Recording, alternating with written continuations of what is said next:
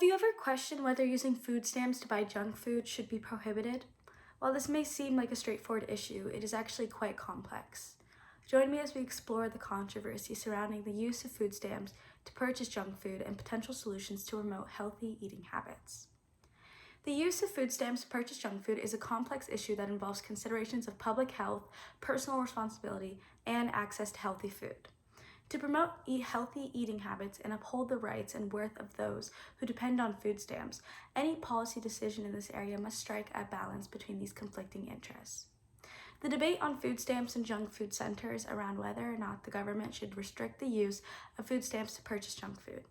Today, we will examine the problem, causes, and solutions related to the use of food stamps to purchase junk food. First, let's look at the problem.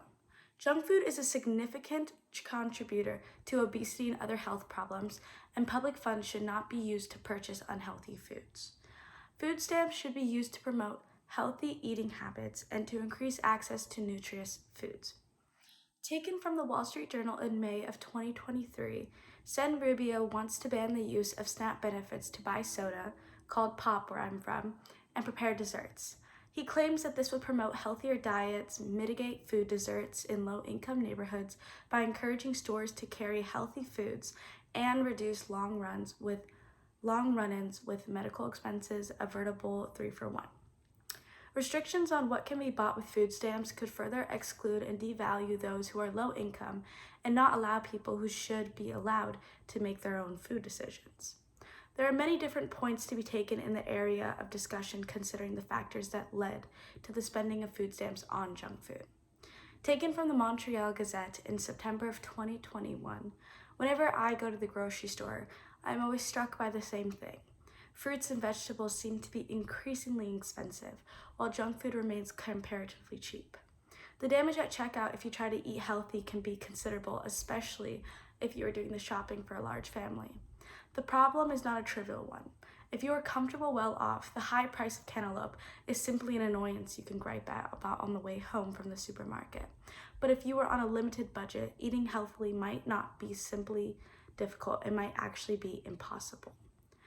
In low-income areas in particular, the issue is made worse by the fact that bad food options are frequently more accessible and affordable than better alternatives.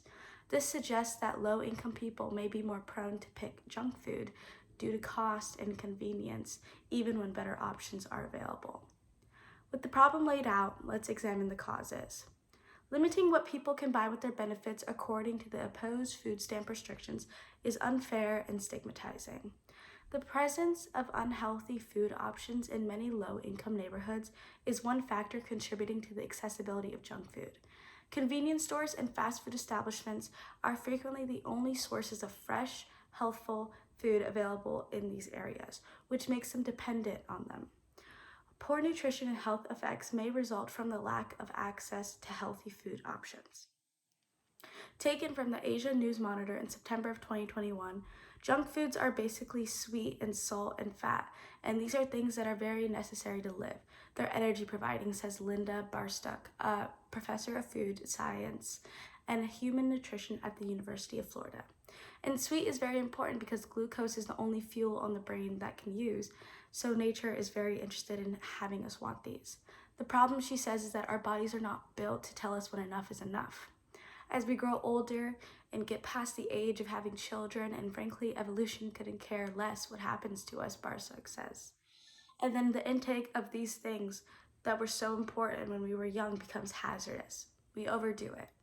We take in too much salt, too much sugar, too much fat, and it produces all kinds of illnesses. Junk foods usually contain sugar, fat, and salt, which are necessary to live, but humans don't have a natural shutoff valve when it comes to these ingredients. It might be challenging to break the pattern of poor eating habits for those who consume a diet high in junk food, since they are more inclined to have desires for these foods.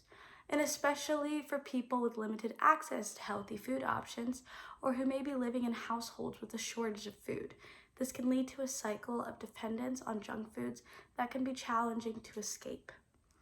Another article in the Wall Street Journal in May in 2023, the subsidization of junk food is fueling American health crises. More than 40% of US adults are obese, and roughly half have diabetes or prediabetes. These diseases can be debilitating. They are also extremely expensive, costing hundreds of billions of dollars in medical costs each year. That SNAP plays a role in the spread is immoral, irresponsible, and reprehensible. Given these concerns, it is important to consider the role that food stamps may play in contributing to the spread of these diseases. While food stamps are an important resource for many low-income individuals, it is also important to ensure that these benefits are not being used to subsidize unhealthy food choices that can contribute to negative health outcomes. We have now seen the reasons behind this issue. Let's move on to a solution to the problem. The best solution to the problem of food stamps and junk food may be incentives and greater access to healthy food options. The problem of food stamps and junk food can be solved simply but efficiently by offering incentives for buying healthy food options. It can aid in fostering better eating practices, expanding access to nutritious foods, and eventually improving health outcomes for low-income people who are not most vulnerable to the harmful impacts of an unhealthy diet. From the Philadelphia Inquirer of August of 2022, nearly 40 million Americans, 12.8% of the US population, live in low-income areas with limited grocery shopping choices. Waiting for a supermarket chain to come to the rescue has proven futile for too many neighborhoods. Instead, local governments must work together with nonprofits, public policy organizations, health departments, and local store operators to develop feasible alternatives to bring fresh food into more homes. The way is there, all we need is the will. Another quote taken from the Philadelphia Inquirer of August of 2022, with supermarket chains shunning them and mom and pop stores of yesteryear no longer in existence, many residents of lower income communities have no alternative but to buy food from small corner stores, convenience markets, bodegas, and fast food restaurants, which only rarely include fresh fruit and vegetables. The pandemic only made the situation worse by forcing the closure of small shops and stores whose customer bases collapsed. With a potential solution in mind, let's summarize our findings. Some people believe that the government should restrict the purchase of junk food with food stamps to promote healthy eating habits, while others believe that it is up to individuals to make responsible choices. The real issue is accessing healthy food, and that the government should focus on improving access rather than restricting food stamp purchases.